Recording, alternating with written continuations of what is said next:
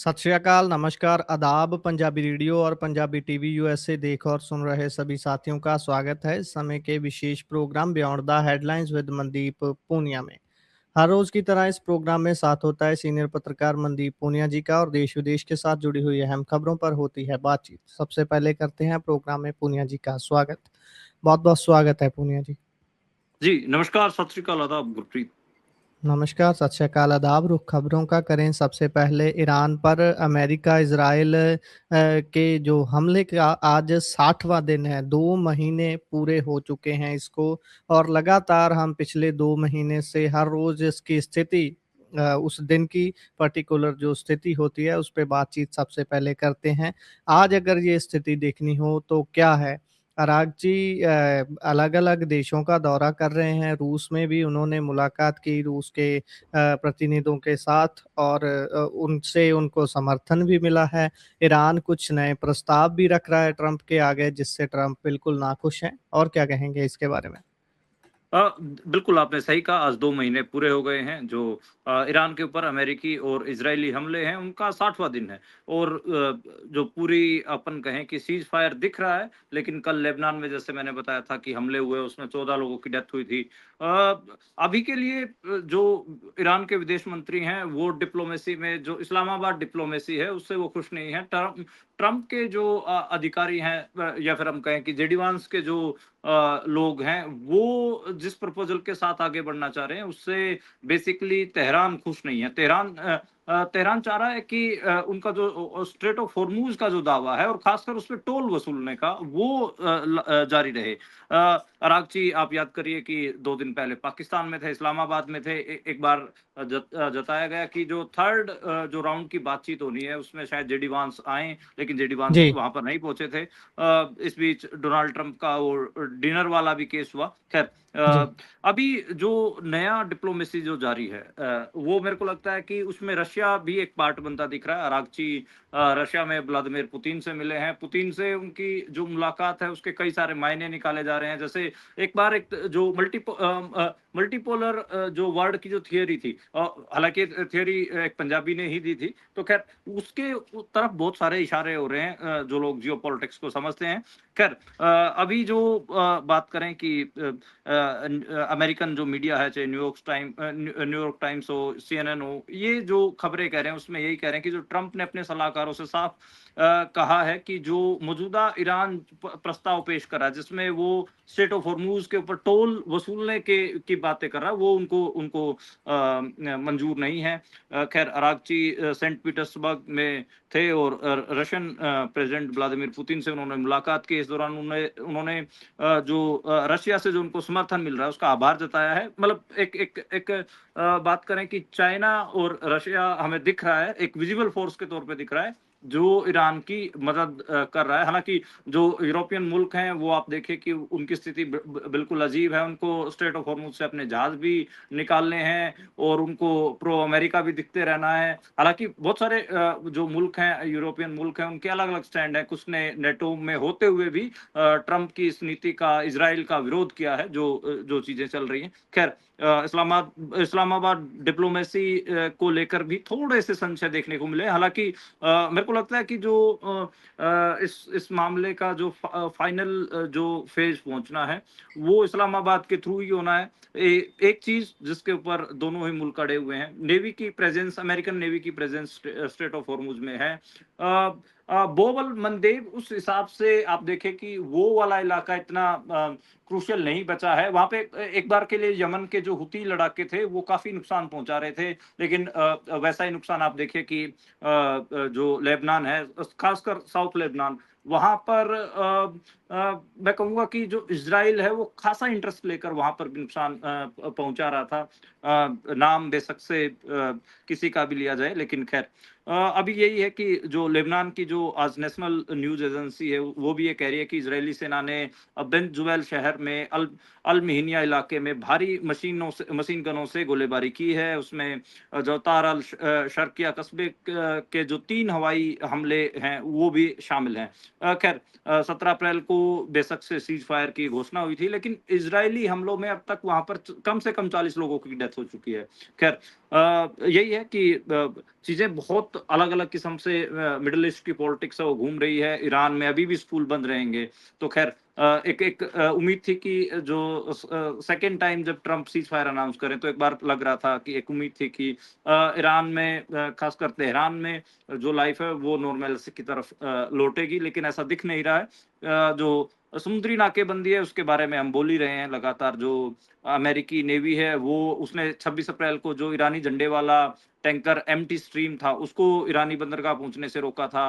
अपन अपन को ये भी पता है कि ईरानी जो आईआरजीसी है, आईआरजीसी के जो गार्ड्स हैं वो भी बहुत सारे ऐसे यूरोपियन मुल्कों के, इवन एक तो इंडिया के इंडिया जो जहाज आ रहा था उसको भी टारगेट किया था। तो खैर ये जो अरागची की जो मुलाकात है व्लादिमीर पुतिन की, वो मल्टीपोलर वर्ल्ड के जो अलग-अलग जियोपॉलिटिक्स में जिसको बोला जाता है कि आप अलग-अलग फ़ायदों के लिए अलग-अलग लोगों को हिट कर रहे होते हैं, तो वो मुझे दिख रहा है कि अभी शायद दुनिया मल्टीपोलर वर्ल्ड की जो पॉलिटिक्स है उसकी तरफ बढ़े। और इससे आगे बढ़ें तो बंगाल में दूसरे चरण की 142 सीटों पर कल वोटिंग होगी और कैसा रहने वाला है, क्योंकि वहाँ पर जैसे सिक्योरिटी फोर्सेस लगाई हुई हैं पूरे देश से इकट्ठा करके, हालात तो ऐसे ज़ाहिर किए जा रहे हैं जैसे बहुत गंभीर स्थिति है वहाँ पर। अमित शाह अपनी पूरी ताकत झोंक रहे हैं। हाँ, आप कल दूसरे फ़ेज़ की बंगाल में वोटिंग होगी। आज मेरी जो मुलाकात है सीनियर जर्नलिस्ट स्मिता शर्मा से भी, वो अभी 15 दिन बंगाल लगा कर आई हैं, तो उनसे भी मैंने बहुत सारी आज बातें जानी हैं। तो इसमें एक तो यही है कि 142 सीटों के ऊपर वोटिंग होना है। उसमें ममता की जो भवानीपुर सीट है, उसपे आज सीआरपीएफ ने काफ़ी डरावना फ्लैग मार्च निकाला है। तो मतलब आप सीआरपीएफ आपको पता है अमित शाह के अंडर है, गृह मंत्रालय उसको ऑपरेट करता है। तो ख़ैर ये आप देखिए उनके खिलाफ भाजपा के शुवेंदु अधिकारी को मैदान में उतारा गया है। जो चुनावी कर्मचारी हैं वो ईवीएम मशीनें लेकर पोलिंग बूथों तक पहुंच रहे हैं। फर्स्ट फेज आप याद करिए 23 अप्रैल को रिकॉर्ड 92.72% वोटिंग हुआ था।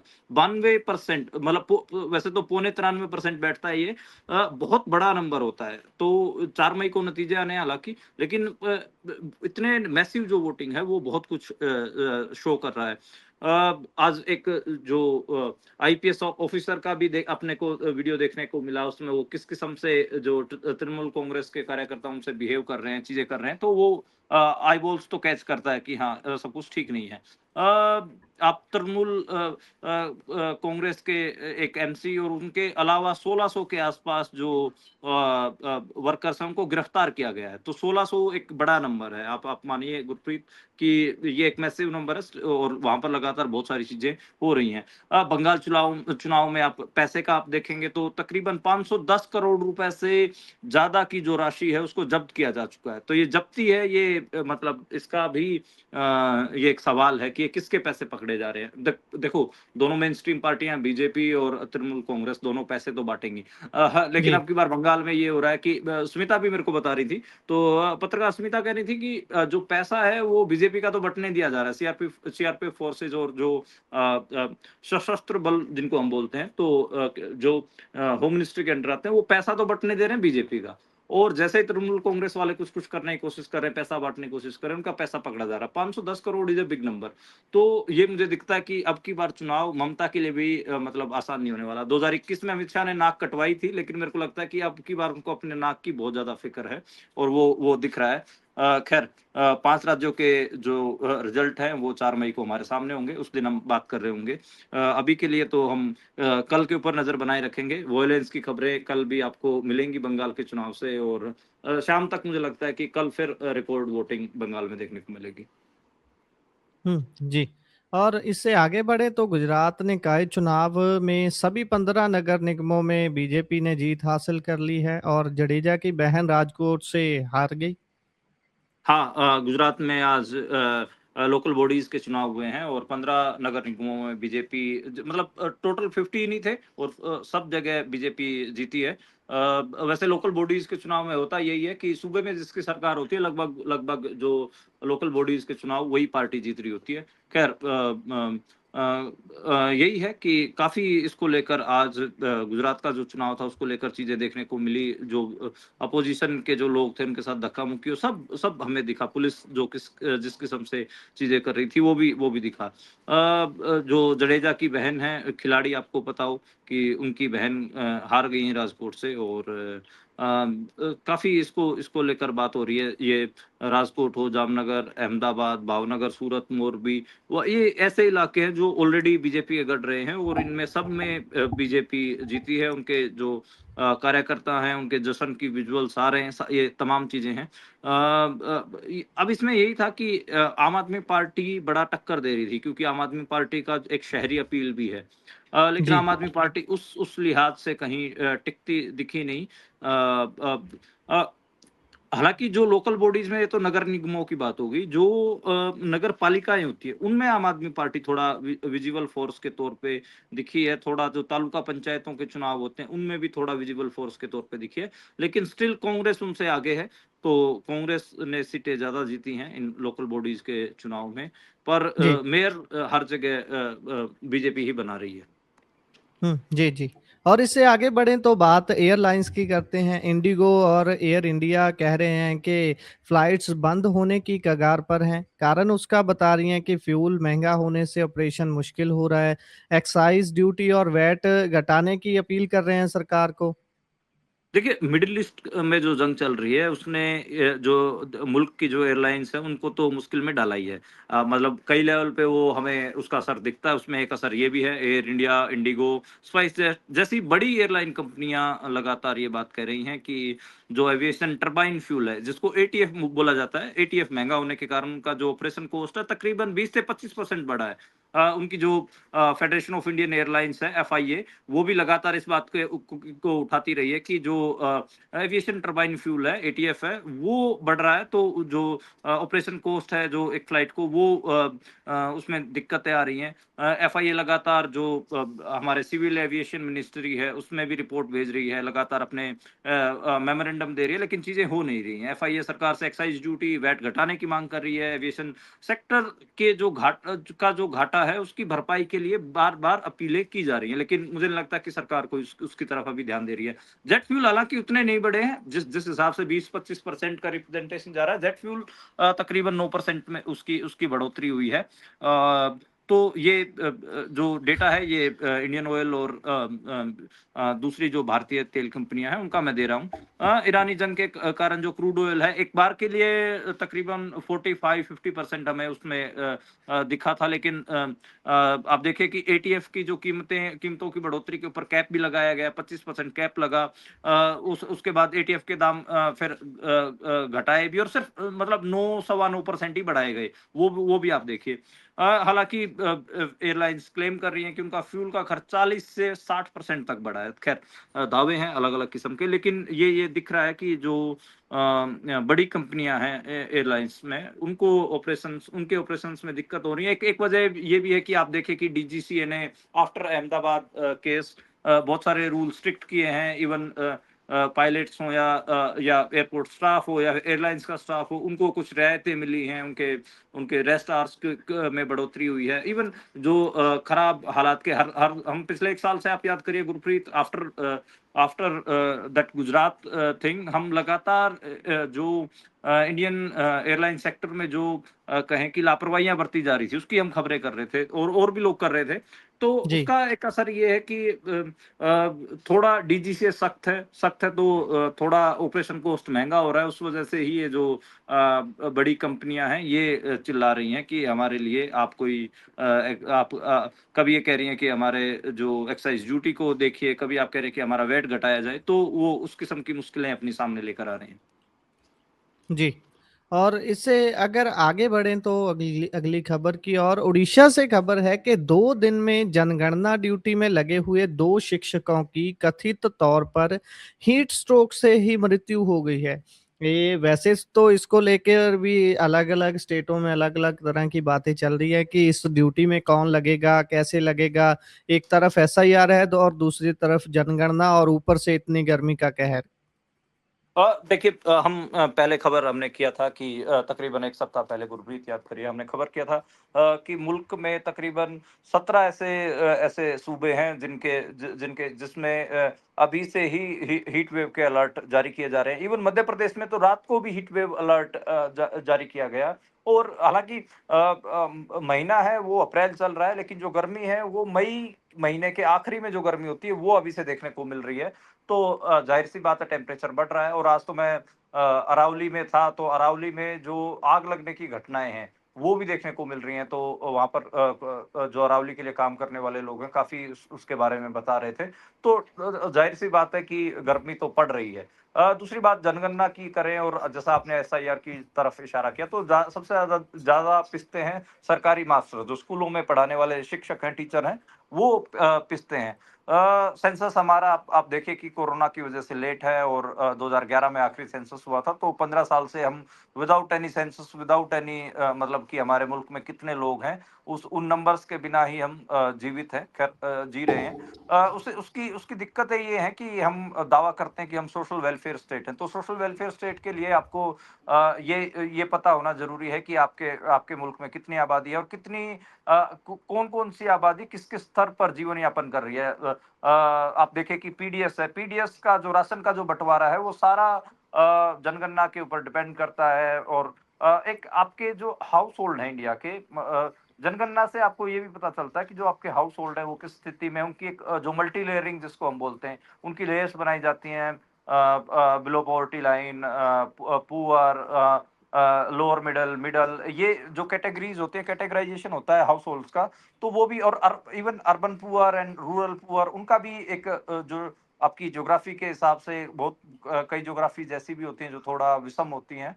तो उस लिहाज से भी बहुत सारी कैटेगराइज़ेशन होती है, ताकि जो स्कीम्स हैं उनका फ़ायदा लोगों तक पहुँच सके। तो ख़ैर 15 साल से जनगणना नहीं हुआ है, तो वो उसका वो भी हम कह सकते हैं कि बड़ा, हालाँकि टाइम बहुत गलत चूज़ किया गया। गर्मी में जनगणना के लिए जो मास्टर हैं, वो निकलेंगे, टीचर निकलेंगे। ये इसलिए किया गया कि गुरप्रीत, इंडियन स्टेट को लग रहा था कि गर्मियों में बच्चों की छुट्टियाँ हो जाती हैं, तो उन छुट्टियों के उस 1 डेढ़ महीने की छुट्टियों में मास्टरों से काम करवाया जा सकता है। आप याद करिए कि जैसे ही मार्च में एग्ज़ाम बच्चों के खत्म होते हैं, तो 1 महीने का गैप मिलता है, अप्रैल में नया सेशन शुरू होता है।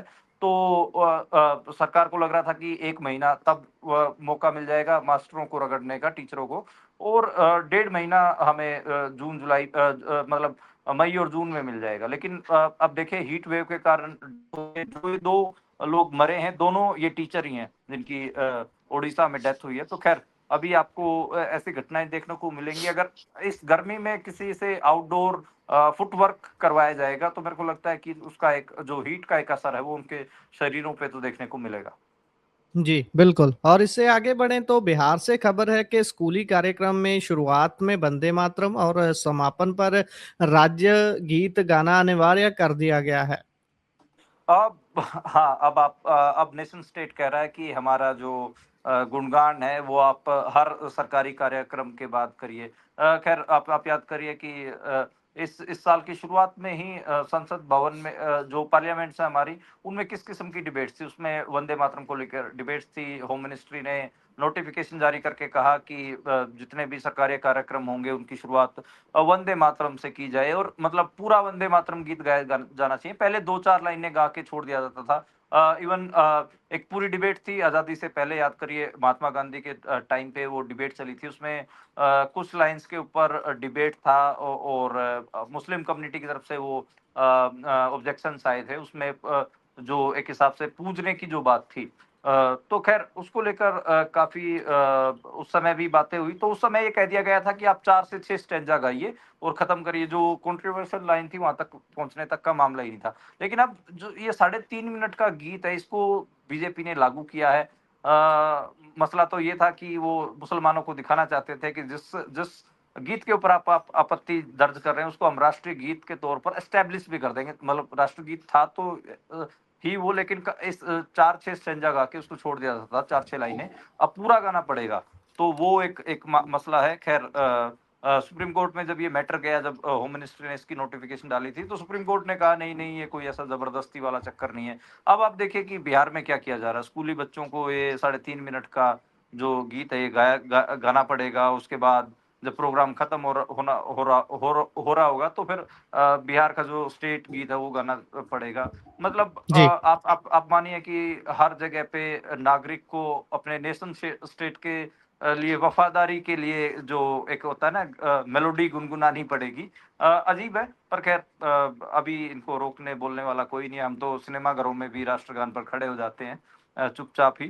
तो मुझे लगता है कि अब हमें हमारी देशभक्ति हर किसी सरकारी प्रोग्राम से पहले गुनगुनानी पड़ा करेगी। जी, बिल्कुल। और इससे आगे बढ़ें तो जम्मू कश्मीर से खबर है, हाई कोर्ट ने आम आदमी पार्टी के इकलौते विधायक महराज मलिक की हिरासत रद्द कर दी है। क्यों हिरासत में लिया गया था और रद्द करने की ग्राउंड क्या है? देखिए उनके आप याद करिए महराज मलिक के ऊपर पीएसए लगाया गया था और उनको डिटेंशन की भी बात आई थी, लेकिन खैर वो जम्मू कश्मीर हाई कोर्ट में गए तो उनका वो डिटेंशन रद्द कर दिया गया। मेरे को हैरानी हुआ था जब मेरे को पता चला था कि उनके ऊपर पीएसए लगाया गया है, क्योंकि आम आदमी पार्टी का अब पॉलिटिकल स्टैंड कश्मीर के मामले में याद करिए 2019 साल 2019 जब वहां से धारा 370 को खत्म किया गया था तो अरविंद केजरीवाल वो शख्स थे जो जिन्होंने उसका वेलकम किया था। हालांकि आप जैसे हमारे जैसे लोग बोल रहे थे कि ये जो सूबों की ताकत है उसको मतलब बेसिकली फेडरलिज्म के ऊपर जो संकट है उस पे ये बताइए जो केंद्र का जो ये हमला है फेडरलिज्म के ऊपर उसका स्वागत करें। हालांकि बाद में वो अपने दिल्ली के मामले भी उठाते रहे कि दिल्ली में हमारे भी अधिकार कम किए जा रहे हैं। अरे भाई आप जम्मू कश्मीर के बतौर सूबा अधिकार कम किए जा रहे थे तब आप खुशी मना रहे थे, आप नाच गा रहे थे, अपना राष्ट्रवाद दिखा रहे थे। दिल्ली में किए गए तो फिर आपके साथ क्यों रोड़ा डाल रहे हैं। खैर आम आदमी पार्टी का स्टैंड मतलब कोई ऐसा नहीं रहा जम्मू कश्मीर को लेकर कि उनके ऊपर पीएसए वगैरह लगाई जाए, तो वो जम्मू कश्मीर हाई कोर्ट में गया तो उसको रद्द कर दिया गया। हाँ, महराज जो मलिक हैं वो एक काबिल एमएलए हैं और संजय सिंह की वो खोज है। तो अच्छा अच्छा उनको अच्छा वक्ता माना जाता है और वो इकलौते विधायक हैं जम्मू कश्मीर में। जी।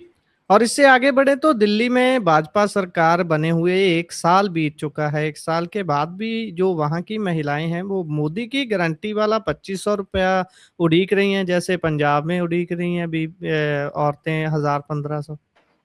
देखिए जो डायरेक्ट कैश बेनिफिट्स हैं औरतों के लिए वो अब हर सूबे की रीत बन गए हैं। चुनाव जैसे ही वहाँ पर घोषित होते हैं तो जो पार्टियां हैं वो basically direct cash benefit announce करती हैं। ये शुरुआत मध्य प्रदेश से हुआ था जब आप याद करिए जो चुनाव था 2020 का लाड़की बहना योजना तो उस लाड़की बहना योजना के कारण शिवराज चौहान ने वहां पर एकदम से जो कांग्रेस से टूट के विधायक आए थे जिसके बाद री इलेक्शन हुए थे तो उसको एकदम से घुमा दिया था और वहां पर तब लोगों को लगा कि हाँ ये लाडली बहना योजना है, ये काफी अट्रैक्टिव है और औरतों को कैश बेनिफिट दिए जाते हैं तो वो वोट में ट्रांसफर कर जाती हैं। पंजाब सेम केस 1000 रुपया, हालांकि अब अनाउंस कर दिया लेकिन 4 साल बाद अब महिलाओं को मिलेगा तब पता चलेगा कि कितनी महिलाओं को दे रहे हैं, कैसे दे रहे हैं। Same case with Maharashtra, Haryana, कितने सूबों का आप नाम लेंगे। इवन बिहार में तो 10,000 रुपए तक चीजें गई कि हम उनको एंटरप्रेन्योर बनाएंगे और 1 लाख रुपए तक देंगे। 10,000 की किस्त भी जारी कर दी गई थी चलते हुए इलेक्शन में। तो जी। ये दिल्ली में भी 2500 रुपए का वायदा था। मोदी जी कह रहे थे कि ये मोदी की गारंटी है, अगर हमारी सरकार बनती है तो 2500 रुपए महिलाओं को देंगे। तो खैर अब एक आरटीआई लगाई गई है, उसके जवाब में ये कहा है कि अभी वो इस हालत में नहीं है कि वो 2500 रुपए दे पाए, किसी को अभी नहीं दिया गया है। पहली किस्त का इंतजार हो रहा है, देखते हैं कि पहली किस्त कब मिलेगी। तो ये जो आरटीआई एक्टिविस्ट हैं अजय वसुदेव बोस, उन्होंने ये आरटीआई फाइल किया था। तो उसमें 3 सवाल थे योजना के लिए, कुल कितना बजट रखा गया, कितनी महिलाओं की पहचान की गई है और अब तक कितनी महिलाओं को 2500 रुपए दिया गया है। तो जीरो उसमें आया है कि अभी तक किसी महिला को पैसा नहीं दिया गया है। जी। इसी के साथ प्रोग्राम का समय यहाँ समाप्त होता है। आप जुड़ी जानकारियाँ साझा की, बहुत-बहुत धन्यवाद। जी शुक्रिया गुरप्रीत।